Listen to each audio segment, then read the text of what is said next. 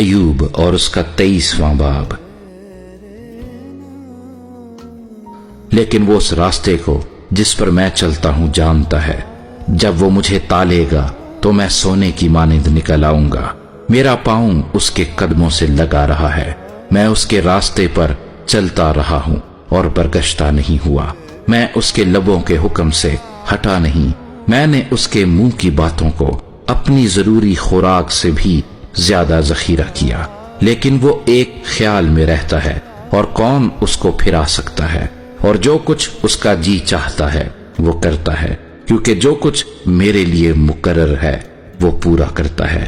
اور بہت سی ایسی باتیں اس کے ہاتھ میں ہیں، اسی لیے میں اس کے حضور میں گھبرا جاتا ہوں۔ میں جب سوچتا ہوں تو اس سے ڈر جاتا ہوں،